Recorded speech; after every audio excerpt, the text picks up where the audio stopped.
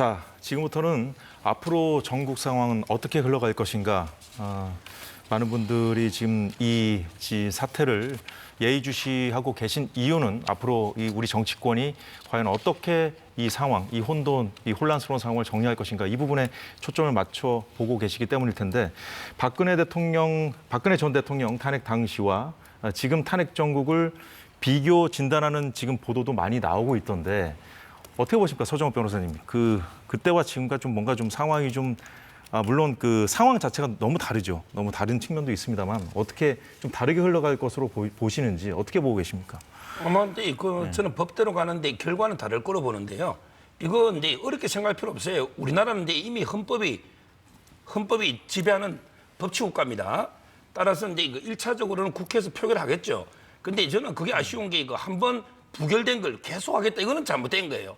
이런 게 국가적 대혼란이 오는 걸 계속 일주일마다 이게 장난입니까? 그거는 이게 진짜 기후제식 탄핵은 안 돼요. 기후제식 탄핵은 이번에 한번 제대로 저는 표결했는데 또 계속하는 이건 아쉬워요. 근데 뭐 계속 이제 저는 꼼수라고 보는데 쪼개기 임시회를 계속 쪼개가지고 똑같은 걸 좀 계속하겠다는 거잖아요. 그래서 1차적으로는 일단 이제 국민의힘도 똑같이 대응해야죠. 뭐 똑같이 대응해서 부결시키는 게 1차고요. 근데 만에 하나 이제 찬성표가 나오면 이게 막을 방법은 없어요. 따라서 이제 만에 하나 만약에 국회 통과됐다. 그러면 이게 그냥 법대로 가면 돼요. 이제는 이제 헌법재판으로 가면 돼요. 그때는 이제 아마 박근혜 대통령 때는 이제 8인으로 갔을 겁니다. 근데 그때는 임명권 문제에서 3개월 만에 끝났는데요. 예. 이번에는 이게 오래 갈 거예요. 아마 이게 대부분 탄핵이 보면 180일이라고 돼 있거든요. 국회에서 가결이 되더라도 오래 갈 거다. 이게 180일이에요. 근데 문제는 이게 6명밖에 없어요. 6명은 만장일치 아니고는 이게 6일 이상이 불가능하잖아요. 따라서 이게 정당성이 없어요. 그러면 이게 헌재부터 채워야 됩니다. 3명을. 근데 아직까지 안 채운 것도 저는 민주당 책임이 크다 보거든요. 앞으로 이게 어떻게 3명을 채울지. 또 이게 임명은 또 대통령이 해요. 임명은. 근데 탄핵이 되면 또 이게 대통령이 직무가 정지되면 그러면 이게 총리가 과연 이게 권한대행이 임명할 수 있는가? 이런 게 또 황교안 대표 때 논란도 있었어요. 저는 이 문제부터 해서 헌재 가보면 제 개인적으로는 이게 심리하면요. 내란이 안 되기 때문에 저는 내란이라 탄핵이 된다 보거든요. 근데 내란이 안 되면 기각될 걸. 저는 이게 헌재 갈 때까지 가보자. 그리고 이게 판결에 따르자. 그러면 이게 기각이 되면 다시 이게 직무 복귀해서 그대로 이게 대통령 수행하면 되는 거예요. 이런 저는 시나리오가 예상됩니다. 일단 헌법재판관이 이제 3명이 공석인 상황인 맞습니다. 것도 이제 박근혜 전 대통령 탄핵 때하고는 좀 네. 차이가 있는 상황인데 그렇습니다. 지금 야당의 입장에서 봤을 때는 지금 그때와 좀 다르게 상황이 흘러가는 거는 야당 입장에서는 좀 원치 않는 그런 시나리오 아니겠습니까? 그렇죠. 이제 박근혜 전 대통령이 탄핵이 인용됐던 유일한 대통령이기 때문에 그때가 많이 소환이 되는데요. 저는 그 당시보다 헌법적, 법률적 중대한 위반 사항은 훨씬 엄중하고 크다라고 생각합니다. 그 당시에는 최순실 씨가 연설문을 고쳐줬다 그런 보도가 나왔을 때 급락직하면서 탄핵 여론이 불을 붙었었는데 지금은 그거보다 훨씬 무게감이 큽니다. 그런데 다만 탄핵을 하더라도 저는 아까 서 변호사님 말씀 중에 탄핵이 혼란을 자초한다라고 했는데 아닙니다. 탄핵은 결과인 겁니다. 탄핵은 문제를 해결하는 방식인 겁니다. 혼란을 자초한 건 윤석열 대통령 그 본인인 겁니다. 그렇다면 이 부분과 관련해서 헌법과 법률이 지금 보장하고 있는 절차가 탄핵인 겁니다.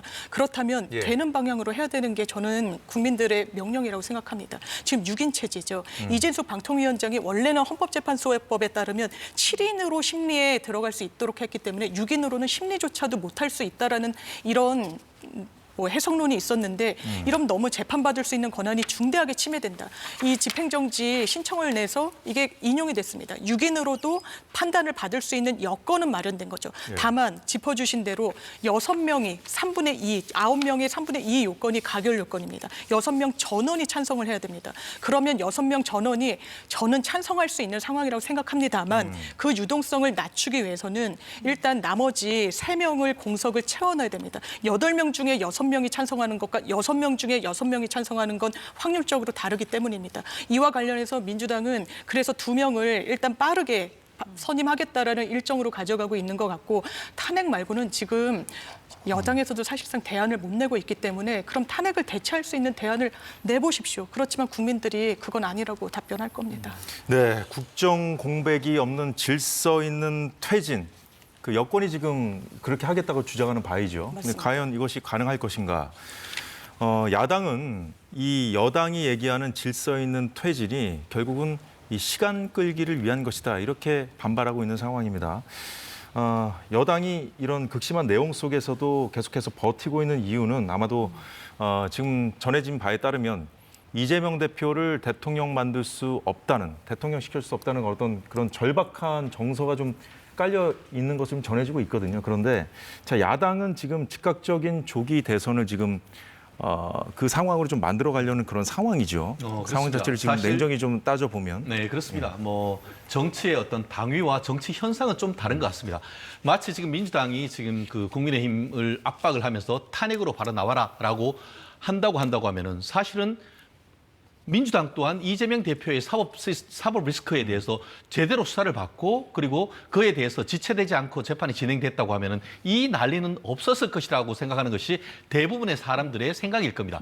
실질적으로 지금 탄핵을 어떻게 보면 지금 바로 가기가 어렵다라고 할 때에 그렇다고 한다고 하면 그것을 해결할 수 있는 하나의 확실한 정책은 이재명 대표가 다음번에 설령 윤석열 대통령이 탄핵당한다 하더라도 나는 나가지 않겠다라는 선언만 하면은 이 부분에 있어서는 대부분 국민들이 윤석열 대통령에 대한 탄핵 절차가 진행되는 것에 대해서는 거의 제가 봤을 때는 거의 반대하는 사람들이 몇 명 없을 것 같습니다.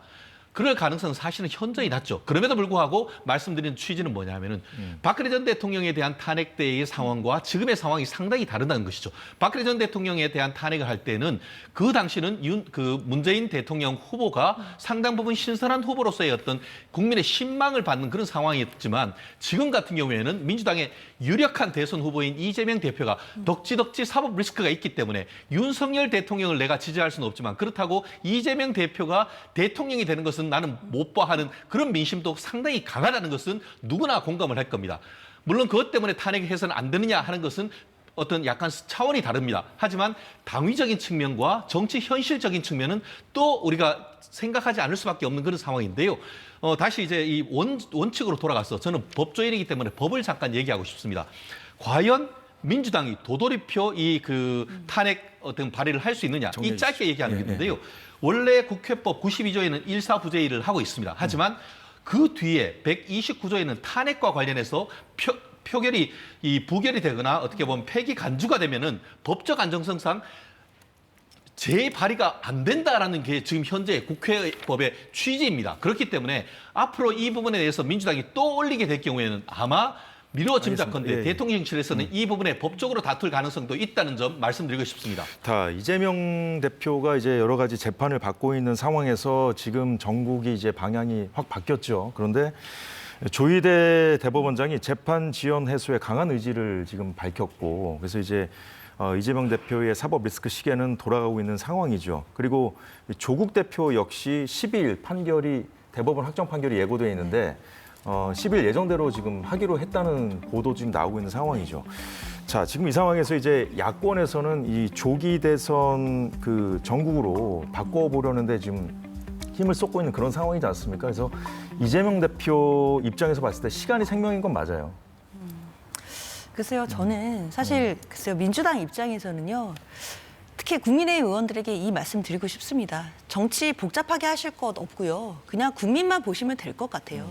지금 상황에서 다음 대선을 운운하고 그리고 당내에서의 주도권 다툼을 이야기하는 모습을 국민께서 다 보고 계십니다. 예. 지금 특히나 추경호 원내대표가 그만두고 다시 원내대표를 뽑는다는 얘기가 나오면서 친한 친윤 간의 주도권 다툼이 지금 불보듯 뻔하게 벌어지고 있는 상황이거든요. 이런 상황에서 국민의힘 내부의 주도권 다툼이나 일어나고 그리고 다음 대권을 이재명 대표에게 줄 수 없으니까 탄핵만은 안 된다라고 외치는 국민의힘의 정치인들을 국민들이 뭐라고 생각하실까요? 예. 지금 국민들의 관심사는요. 지금 비상계엄을 일으키고 그리고 내란 혐의를 받는 대통령과 그 관련자들이 지금 그대로 그 현직에 있으면 불안하다. 이게 국민들의 마음입니다. 이 불안감, 불확실성을 제거하는 것이 헌법상의 의무이고요. 그것이 국회의원들이 헌법기관으로서 해야 하는 헌법 수호에 대한 의무입니다. 그리고 그 이후에 펼쳐질 헌법재판소에서의 결과라든지 그 이후의 대선이라든지 이런 것은 국민들께 맡기면 되는 것입니다. 예, 이재명 대표를 대통령으로 만들 수 없기 때문에 탄핵을 하면 안 된다는 얘기를 한다면 얼마나 많은 국민들이 납득을 할 수 있겠습니까? 서정호 변호사님, 이 부분은 여당 의원들이 들어도 할 말이 없을 것 같은데. 지금 이게 그 이재명 대표요. 예. 그러니까 정면 돌파를 하든가 차라리. 예. 그래서 그 아마- 강한 모습을 보이는 게 낫지. 그거는 좀 논리적으로 좀 부족해 보입니다. 설득력이. 그러니까요. 지금 저는 이제 그 뭐 질서에 있든 없든 뭐 이게 그 하야나 퇴진 이거는 이게 그 무조건 반대하는 이런 이제 입장이에요. 저는 원칙대로 이게 가야 된다 이런 이제 입장이고요. 지금 아까 좀 전에 최 변호사도 말했지만 예. 이번에 그 탄핵 소추를 이게 재발의하는 거는 저는 명백하게 위법입니다. 그 자체가 원천적으로 이렇게 보고 있고요. 그다음에 그 최악의 경우 헌재로 가더라도 저는 성산이 있다 이렇게 보고 있기 때문에 대통령이 어떤 경우도 이게 퇴진할 이유는 없고요. 아마 그다음에 정치하고 법치는 별개잖아요. 별개니까 우리 사법부는요 흔들림 없이 이게 가야 됩니다. 지금 선거법은 6부로 정해졌고 그다음에 위정교사도 곧 정해져요. 아마 이게 3개월이면 또 끝날 겁니다. 저는 뭐 윤석열 대통령 탄핵 심판보다 이재명 대표 재판이 먼저 끝날 걸로 봅니다. 자, 장윤미 변호사님 말씀 듣고 정리하겠습니다. 탄핵 트라우마 국민의힘에서 이야기 나오는 거 저 국민들께 대단히 무례하다고 생각합니다. 계엄 트라우마는 어떻게 할 겁니까? 5.16 계엄, 5.18 우리 국민들 유가족분들도 살아계십니다. 정권을 내줄 수 있기 때문에 탄핵할 수 없다. 지금 정권이 문제입니까? 국민이 우선입니까? 대한민국의 미래가 우선입니까? 민주당에서도 조기 대선 이야기하지 않습니다. 그리고 왜 탄핵이 되면 이재명 대표가 대통령이 된다라고 이건 논리적으로도 맞지 않는 이야기입니다. 지금 이런 꼼수를 정치적 계산을 셈법을 이야기할 때가 아닙니다. 국민의힘 의원분들도 국민 보고 정치하시는 분들 아닙니까? 지금 국민이 원하는 방향은 너무나 명백합니다. 지금 국정운영 지지율 보더라도요. 윤석열 대통령 국정운영 할 수 없습니다. 해서도 안 됩니다. 그렇다면 어떻게 질서 있는 퇴진이란 게 가능하겠습니까? 이 부분과 관련해서 대안도 내지 못하면서 믿어만 달라라고 하면 안 됩니다. 국민의힘도 차후에 국민 선택 받기 위해서는 정확한 판단 내리셔야 됩니다. 그 판단의 끝은 탄핵입니다. 네, 지금 상황이 더 안타까운 이유는 국민들은 의연한데 국민들을 보듬고 이끌어줘야 할 주체들이 오히려 난리난 모습입니다. 정치인이든 검찰 같은 기관들이든 언론이든 나만 살겠다는 생각이나 개인 욕심, 이해관계를 후순위로 밀어둬야 살 길을 찾을 수 있을 것입니다. 특집 사사건건 오늘은 여기서 마무리하겠습니다. 긴 시간 함께해 주신 네 분 수고하셨고요. 네, 시청해 주신 여러분 고맙습니다.